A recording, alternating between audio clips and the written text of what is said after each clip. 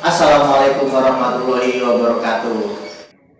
Like and subscribe-nya jangan lupa diklik guys. Kuy gaskeun.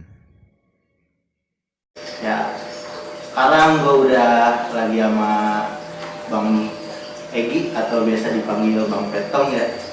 Ya, Bang. Hai. Jadi nih karena banyak requestan gitu ya, banyak permintaan orang-orang juga ya, teman-teman sekitar mau nanya-nanya aja tentang ya bisa disebut hutan gunung gitu ya. Tapi sebelumnya gue mau tahu nih Bang, profil abang dulu gitu, boleh dijelasin sedikit aja lah, tinggal Mulai dari nama. nama itu udah. Kalau buat nama sih pemberian dari orang tua ya. Jadi Egi Gus Prian, katanya sih lahir di bulan Agustus, jadi ada Agus. Kalau anak-anak dulu lah, anak-anak Mapala atau anak-anak 2010 ke bawah, mungkin tahunnya Petong karena pemberian dari senior.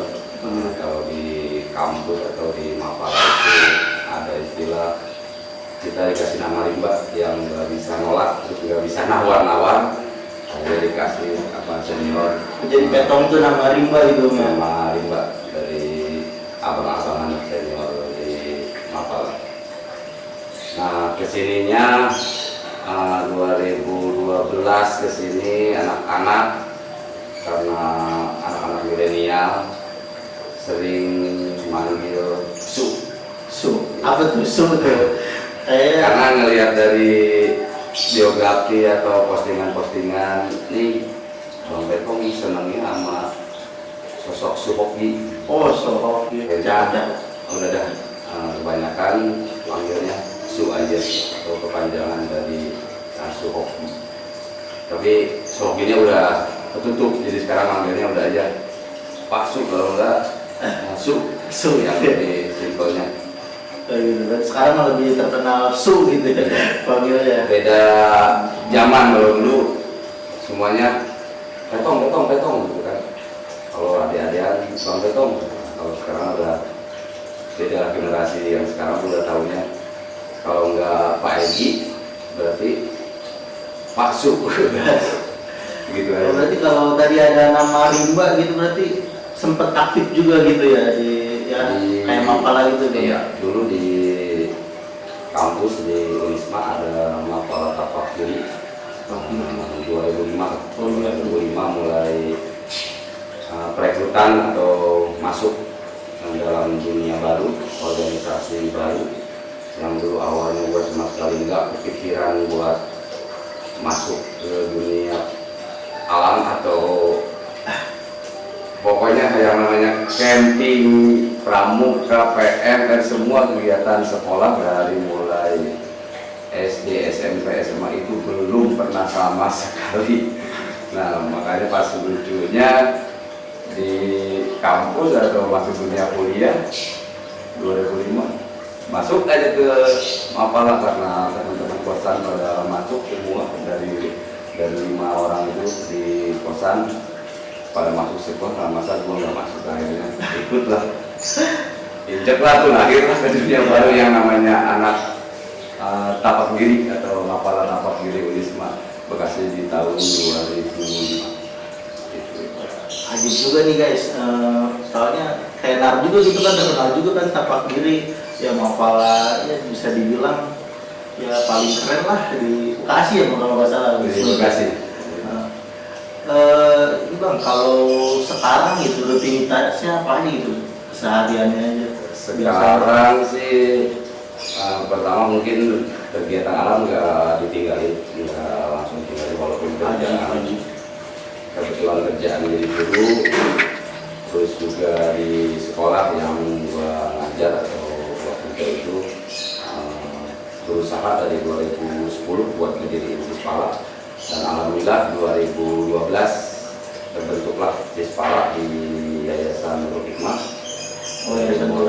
Mulai SMP, SMA, dan SMK. Nah alhamdulillah ya, jadi kegiatan petualangan tidak terhenti karena dari hobi kita bisa menyalurkan ke dunia kerja kita.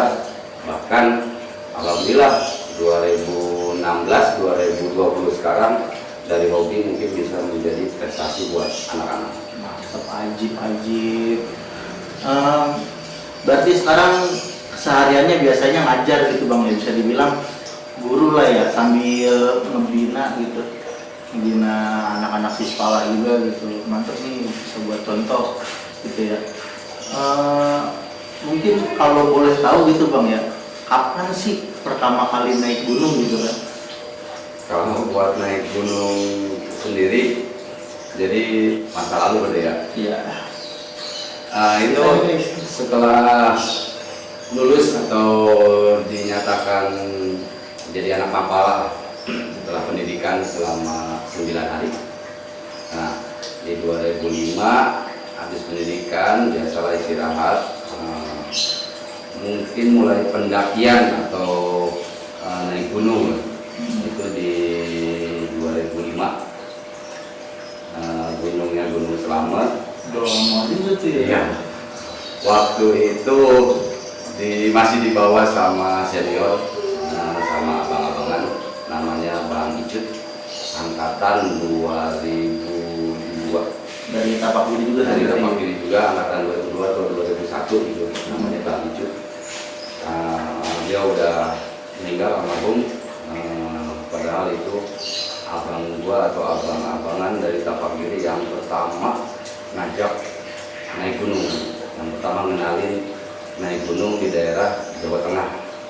Karena di Tapak Giri itu ada istilah AB atau anggota baru, jadi kita ya nyari ilmu paling dari senior. Nah akhirnya bang minta antar dong, pengen naik gunung, akhirnya dibawa ke Jawa Tengah dengan bermodalkan ilmu yang seadanya, beres pendidikan lah, sedikit-sedikit ilmu dari survival, PD.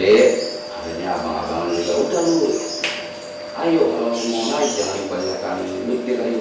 Nah dikasih rasa percaya diri itu ya, ayo langsung gas ya. Itu bang ya. Hanya pendakian pertama itu di Gunung Selamet. Oh berarti pendakian pertama langsung ke Jawa Tengah gitu ya udah. Jawa Tengah, karena dulu gua AB, ya karena dulu gua AB nggak tahu, nggak ngerti gunung mana tuh nggak tahu lah, pokoknya yang pasti mah senior atau Bang Icut, ayo mendingan ikut gua ke Jawa Tengah. Ya udah, kita nggak tahu itu Jawa Tengah tuh, belum tahunya itu gunung lumayan tinggi. Terus posisi kita juga karena baru pertama mendaki, otomatis kan, oh ya udah, apa yang menurut senior baik, apa yang menurut kata dia gini instruksinya gini, kita ikutin aja. Yang pasti mah nggak mungkin ada senior yang nyelakain kita. Kalau nggak salah tuh, kalau Selamet tuh gunung tertinggi di Jawa Tengah. Kalau iya. Oh, mantap nih guys, pertama kali mendaki perdana gitu kan, langsung ke atap Jawa Tengah. Tapi pemuda-pemuda jangan kayak gitu juga sekarang. Iya benar-benar. Apalagi yang dari daerah Bogor atau daerah Jawa Barat, carilah di Jawa Barat dulu. Jadi jangan langsung loncat kayak gitu. Itu ada satu kejadian yang menurut gua berhasil, belum tentu buat dulu pada berhasil gitu intinya mah. Jadi baiknya mah lu orang Jawa Barat nih, Jawa Barat misalnya orang Bogor, nah yang daerah Bogor dulu apa? Jawa Barat dulu aja gitu ya, jangan jauh-jauh dulu gitu. Saya di Bogor ada Gunung Gede, nah baiknya ke gunung-gunung itu, Batu Gunung Gede. Karena apa?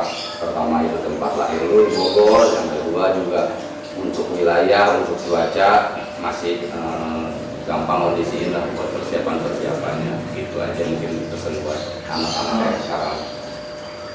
Berarti udah, kalau boleh tahu nih, udah cukup banyak gitu ya yang sama abang didaki gitu ya, gunung-gunung di Indonesia gitu terutama. Iya, kalau gunung sih dulu gini sih. Jadi kalau gua orangnya gini, masuk ke dalam wadah organisasi cinta alam, nggak mau nggak mau asal-asalan lah, nggak mau tentang. Jadi kalau mau masuk sekalian. Iya, jangan tanggung bang. Nah itu maksudnya. Jadi kebanyakan yang tanggung tuh hasilnya juga nggak bakal maksimal. Nah makanya pendakian tuh paling di dulu yang pengen tahu gunung ini tuh. Jadi dari 2009 ke 2005 2009 lah.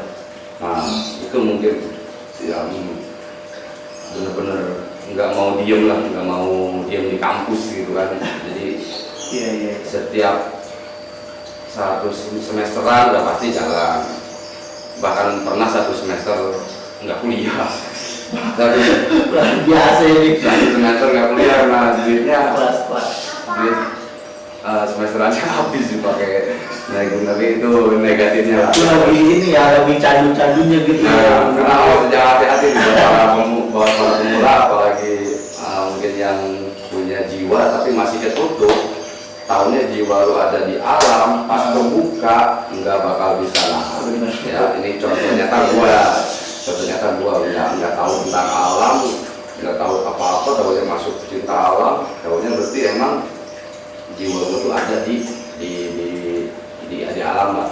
Nah pada saat kuliah kebuka tuh, kebuka gitu udah benar-benar total yang namanya pendakian, aktif, terus kemana-mana dah. Intinya nggak betah di kampus, walaupun kan di kampus ngekos ya, di kampus ngekos. Tapi itu kebanyakan pasti di mana tuh? Jawa Tengah, Jawa Barat, gitu kan? Kalau pada Jawa ya. Kita ambil baiknya aja gitu ya, kalau kayak misalkan kayak tadi gitu nekat juga tuh sampai kagak kuliah 1 semester gitu, pada candu lah bisa dibilang ya. Ya itulah makanya hati-hati buat jiwa-jiwa alam yang masih ketutup, pas entar dibuka ya resikonya kayak gitu. Kayak contoh lah negatifnya apa, kejadian lucu lah yang dulu yang namanya HP. Dulu udah megang HP cuman masih biasa lah ya, zaman dulu masih cepet-cepet iya, gitu dah. 2007 itu udah ada HP, udah megang HP. Itu udah pasti yang namanya pendakian yang pertama, barang yang pertama harus dijual itu yang gampang itu HP. Jadi HP itu udah pasti ada di konten mana gitu kan. Karena gimana ya, kalau udah kita buat para pemula juga nih, jangan pernah sayang uang. Maksud saya gini, kita megang uang di gunung, kita naik gunung, megang uang di kantong 500.000, 1 juta, nggak bakal ada gunanya juga. Jadi jadi bukan dulu gini, apa gue punya barang-barang apa nih? Oh ternyata pendakian ke Jawa Barat, ke Cermek misalnya, ke Cermek butuh ini, dihitung-hitung misalnya contoh habis 500.000 lah sampai aman. Punya duit 200. Nah otomatis kurangnya kan harus nyari atau punya barang apa gitu. Nah karena apa, buat mencukupi kebutuhan itu kebutuhan logistik, kebutuhan semua dihitung. Kan ada manajemen perjalanan di situ, dipelajari sampai semuanya rapi. Jadi jangan sampai gini, lu lapar di gunung, lu haus di gunung, lu butuh buah, lu butuh vitamin di gunung, sementara yang lu punya duit di kantong. Nah itu udah nggak apa gitu ya, di atas juga buat apa? nggak ada apa-apa. Persiapan yang sia-sia, karena di atas tuh ya duit itu tuh udah nggak berguna gitu kan. Jadi mendingan persiapan dari awal, belanja semua kebutuhan. Nah buat di gunung barulah kita bisa santai, ataupun mau ada badai, mau kita ngecamp 2 hari 3 hari, rencana ngecamp 1 hari, jadinya 2 hari 3 hari karena logistik kita ada, nah kita aman gitu kan. Nah itulah mungkin cerita-cerita yang bisa diambil sama anak-anak sekarang. Jadi bisa dibilang kalau misalkan dulu mah ya pas lagi candu-candunya mendingan kagak megang HP gitu daripada bakal naik gitu kan. Udah pasti. Apalagi nyampe naiknya cuma buat nyingsarin doang gitu kan. Nah itu udah pasti. Kalau kayak gitu mana udah, maksudnya cuma gua nggak ngajarin apa buat anak-anak sekarang buat nekat, cuman gue cerita gua dulu. Jadi nggak pernah ada barang yang berharga pasti gua jual kalau untuk pendakian gitu, kalau untuk pendakian. Karena pendakian itu ingat, anak gunung itu udah pasti butuh nabung, butuh modal. Nah itu, nah tabungan sama nah itu bisa diantisipasi dari awal gitu, dari awal. Kalau boleh tahu nih Bang, sebenarnya apa sih daya tariknya gitu, motifnya nyampe lu demi naik gunung, apapun yang lu punya lu jual biar perjalanan lu lancar gitu, motifnya apaan sih gitu buat naik gunung? Itu gini, itu pertanyaan dari pendaki dulu sampai mungkin sekarang juga terkenal pertanyaan-pertanyaan seperti itu. Jadi gini, untuk pendakian itu banyak yang kecanduan atau yang naik gunung koleksi gunungnya banyak, sementara dia belum kena tuh maksudnya masih pakai hotel, masih diantar, terus masih ngikut Kayak banyak sih Bang ya, open trip gitu ya. Maksudnya gini, jadi kalau lu udah bener-bener jiwa lu di gunung, jiwa lu di alam, gunung itu buat kebutuhan, nah itu ntar lu nggak bakal mikir yang namanya pendakian itu. Pertama, ketergantungan, harus sama si A, harus sama si B. Yang kedua, pendakian itu nggak bakal bisa nggak bakal bisa buat tren. Jadi ego, contoh gini, pengen naik gunung Semeru, padahal lu tahu kalau itu misalnya orang Jawa Barat, di Jawa Barat banyak gunung, tapi ambisi lu pengen ke Semeru. Kenapa pengen ke Semeru? Gunung terkenal, apalagi ada filmnya yang kemarin ramai, jadi itu ya. dianggap hit, terkenal banget nih kalau naik gunung Semeru. Nah, maksud gua dulu tuh nggak kayak gitu. Jadi gua tuh naik gunung, yang pentingnya gua ada di hutan gitu. Yang gua ambil itu bukan masalah gunungnya atau apa ya, gua pengen ada di hutan, dalam keadaan di hutan, dalam keadaan hutan rimba yang serem, apalagi hujan. Nah itu yang bikin gua ini ternyata naik gunung tuh dengan kondisi seperti ini kok gua nyaman gitu, apalagi sambil bawa carry, basah-basahan, terus pakai jas hujan, terus dengan posisi di tengah hutan. Nah momen itunya yang nggak bakal bisa gue lupain gitu kan. Dengan posisi camp tuh misalnya di tengah hutan, di tenda, udah gitu lagi hujan gede, masak, makan. Nah itu maksudnya yang sampai sekarang tuh masih kebayang-bayang. Kalau masalah puncak mah, puncak kita di puncak hitungan lah paling lama 30 lah, itu juga yang suka banget di puncak 30 menitan gitu. Tapi buat gua kan paling di puncak sebatang rokok samsu. Ya, biasanya kebiasaan gua tuh bawa rokok samsu sebatang, karena rokok gua kan rokok nambah. Buat itu samsu sebatang buat di puncak doang. Jadi udah sebatang rokok samsu di puncak, nikmatin, lihat ke bawah karena kita udah dari bawah. Gimana caranya kita bersyukur? Lu di puncak tinggal lihat aja ke bawah. Jadi perjalanan yang cukup jauhnya lu bisa lewatin. Nah, baru merasa bersyukur ternyata dikasih kesempatan buat berdiri di puncak. Terus jangan ngerasa ini juga, jangan ngerasa lu di puncak paling hebat, paling tinggi juga. Lu ngelihat ke bawah pada kecil. Nah, sebaliknya sama. Ini juga kelihatan dari bawah kecil, bahkan nggak ada. Jadi itu cuma beda sudut pandang aja. Lu rasa di atas diamonik, melihat ke bawah orang-orang pada kecil, lampu, rasa paling menguasai dunia banget dah. Padahal kalau dibalik itu orang bawah itu ngelihat lu bahkan nggak ada bahkan nggak ada bisa gitu. Jadi harus tahu sudut pandang itu. Jadi tetap kita ngerasa udah aja, rendah aja. Kalau dengan apa hitungan seperti kayak gitu, kita tetap rendah karena kita di atas, orang bawah melihat kita. Apalagi gua melihat bukan cuma yang di atas melihat bawah kecil ya, tapi yang di bawah juga melihat lu di atas kagak kelihatan pisan gitu kan. Bahkan sekarang kan banyak ya bang, kalau misalkan naik gunung dia motifnya pengen foto di atas awan gitu. Yang kebanyakan sih ya tujuannya bisa dibilang puncak gitu kan, biar bisa foto-foto di atas tinggi gitu kan. Habis itu foto di atas awan, habis itu posting di sosmed gitu kan. Kebanyakan gitu. Itu biar itu wajar. Cuman kan di lapangan yang menentukan kan bukan dia. Iya. Kita boleh berekspedisi. Gue pengen ke puncak, gue pengen foto di atas awan, gue pengen di puncaknya tuh pengen teriak, pengen sujud, bahkan ada yang sholat itu kan apa rencana kita ya. Lah di sono mah alam yang atur kan.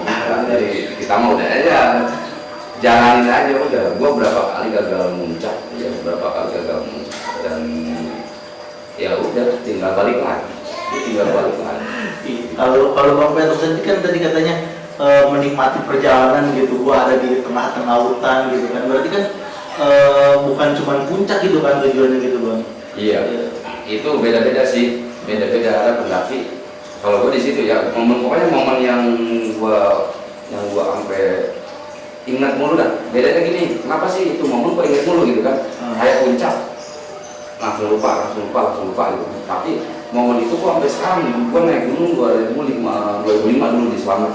Yang gua ingat tuh bukan puncak Slametnya, tapi jalur kan gua lewat jalur Guci. Iya. Lewat jalur Guci ada perjalanan 3